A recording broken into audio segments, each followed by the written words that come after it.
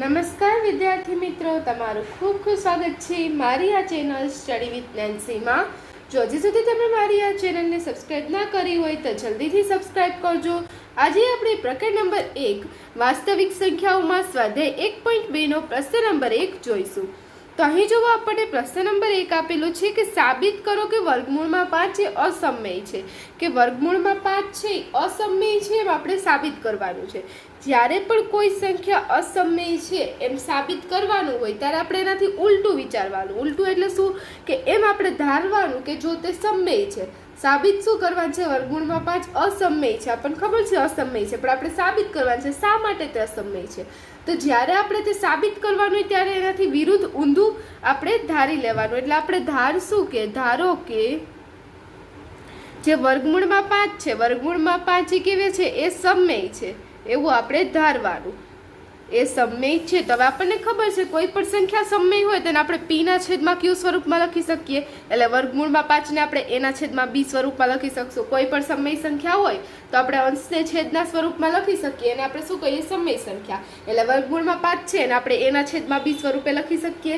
હવે જો એના છેદમાં બી છે જ્યાં એ અને બીનો સામાન્ય અવયવ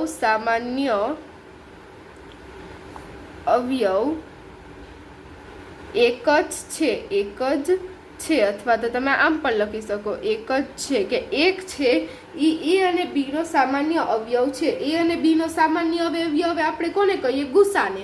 એટલે કે એ અને બી નો ગુસા શું થાય? 1 થાય. એટલે એ અને બી નો સામાન્ય અવયવ કેટલો છે? 1 છે.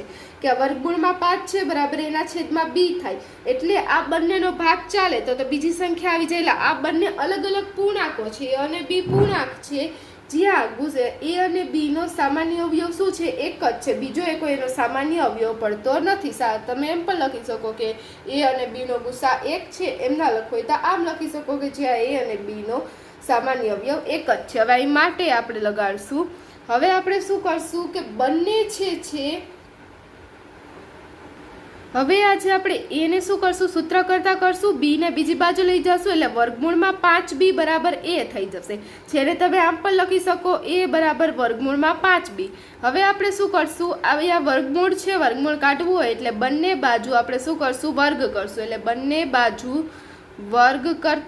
બાજુ જો આપણે વર્ગ કરશું તો શું થઈ જશે? આવી રીતે આ એનો વર્ગ કરવાનો અને આ બાજુ વર્ગમૂળમાં 5b નો આખાનો વર્ગ કરવાનો.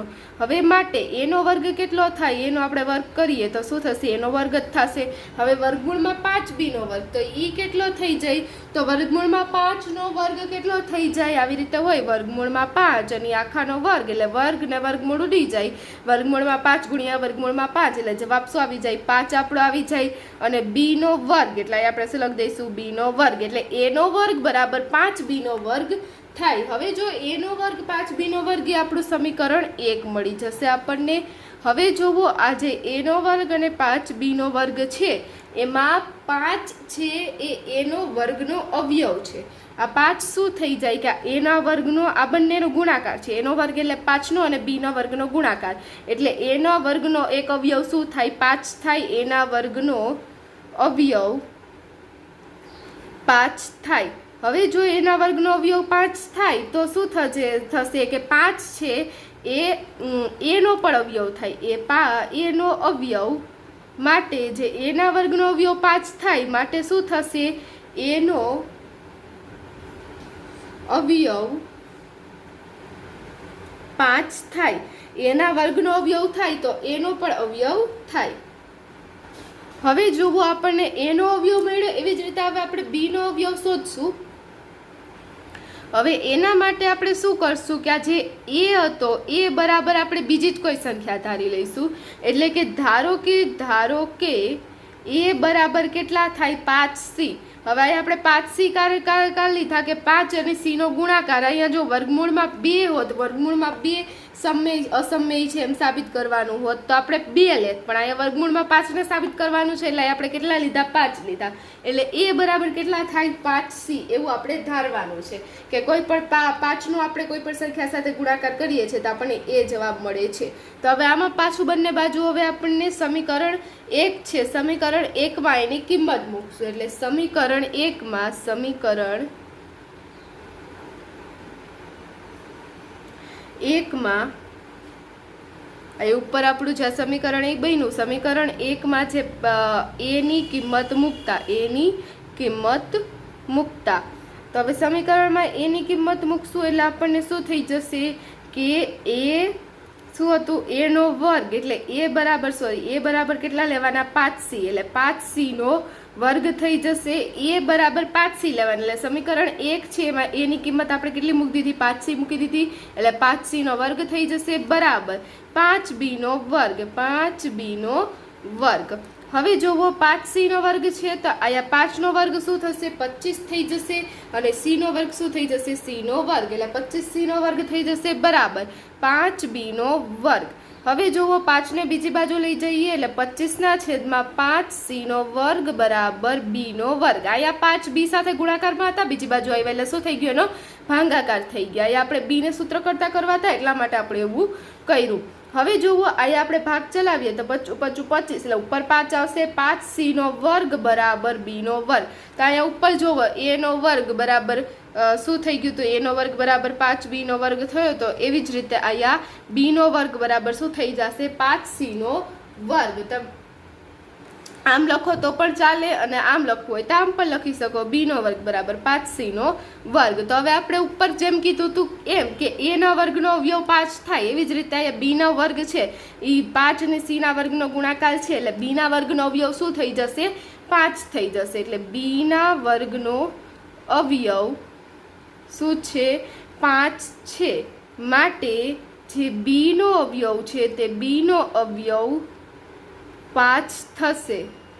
b ના વર્ગનો 5 અવયવ હોય તો b નો પણ અવયવ થાય.